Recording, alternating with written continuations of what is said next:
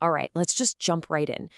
Whether we're talking about your morning coffee or something way more intense, every single chemical experience we have follows this like surprisingly predictable script. And today, we're going to pull back the curtain and break down that script piece by piece. And it really all kicks off with this one simple question, right? Why? Why do we even reach for these things in the first place? I mean, what are we really looking for when we grab that drink or that pill or whatever it might be? Well, the answers are usually pretty relatable, aren't they? We want to feel a little sharper, a little calmer, or maybe just feel different for a while. At the end of the day, we're chasing a feeling.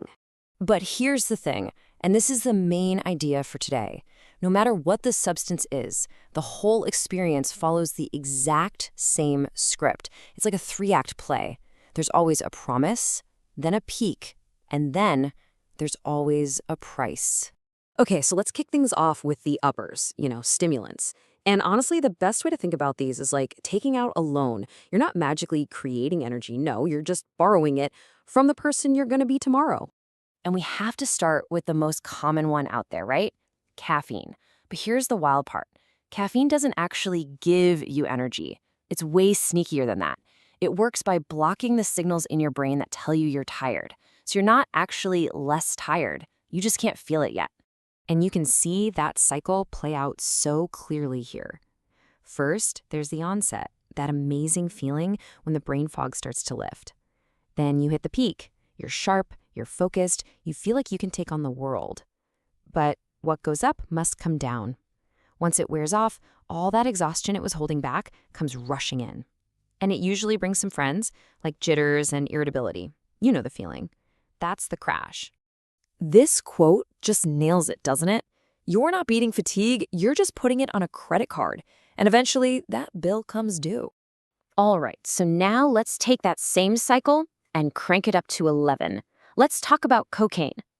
This stuff doesn't just block tiredness, it hijacks your brain's entire pleasure and reward system. It floods you with dopamine, sure, but the real trick is that it stops your brain from cleaning it up.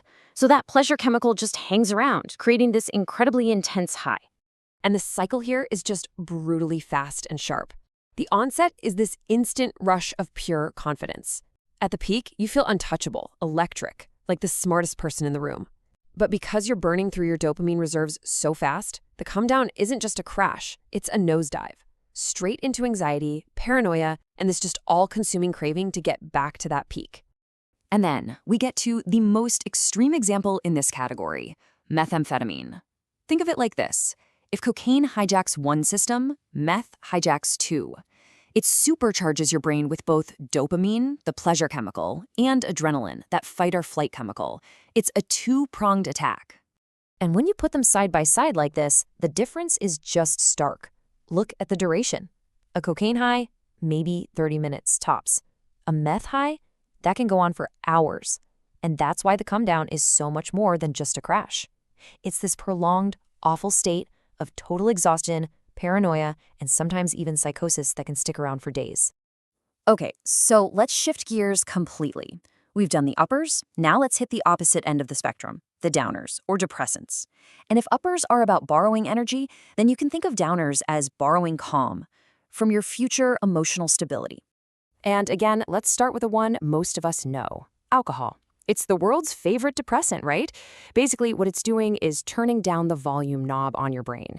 It slows everything down, all the communication between neurons, and that's what gives you that feeling of relaxation, of being less inhibited. I mean, this cycle is probably familiar to a lot of people. The onset is that nice, warm feeling, You're more relaxed, conversation flows, then you hit the peak, and suddenly your judgment is questionable, and your coordination is definitely gone. And the come down? Yep, that's the hangover. It's not just dehydration. It's a full-on brain chemistry crash that just leaves you feeling wrecked. Next up, opioids. This is a class of incredibly potent painkillers. How do they work? Well, they latch onto these specific receptors in your brain that do two things. They block pain signals, but they also trigger this massive release of dopamine. And that's where that overwhelming wave of euphoria comes from. And this quote, this one really gets to the heart of the tragedy with opioids. It's this dark bargain. They give you this incredible comfort, But the price is that they slowly suck the color and joy out of everything else, until the drug is the only thing that feels warm anymore.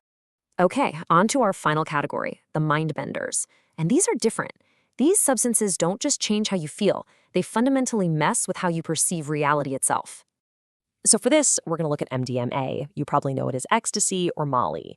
Its main move is to unleash a massive flood of serotonin in your brain. And serotonin is the key chemical that governs things like happiness, mood, and that feeling of connection with other people. So the onset feels like this wave of pure warmth and empathy. At the peak, people feel this incredibly deep connection to everyone, just total euphoria, endless energy. But what's the price?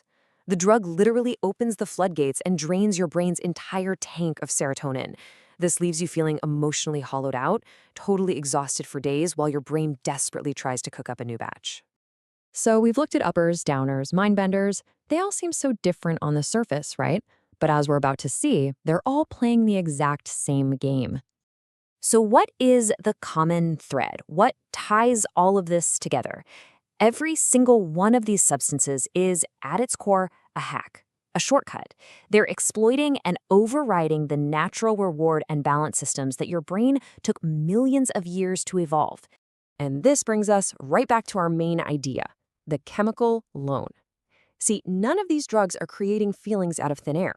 They're just forcing your brain to spend its future savings, all its reserves of dopamine, serotonin, adrenaline, right now. You get a spectacular high today by guaranteeing you'll be in a chemical deficit tomorrow. And this chart just shows it perfectly. This is the MDMA example. See that first bar? That's your brain on a normal day, your baseline serotonin. Now look what happens on MDMA. It shoots through the roof. That's the peak. But look at the next day. It doesn't just go back to normal. It crashes way, way below the baseline. That crash is the price. You are now in a chemical debt, and your brain has to slowly, painstakingly work its way back to even. And so at the end of the day, it all comes down to one fundamental question, doesn't it? Every single one of these chemical loops is a trade. It's a promise of an incredible feeling right now, paid for by the person you're going to have to be tomorrow. So the only question left is that a price you're willing to pay?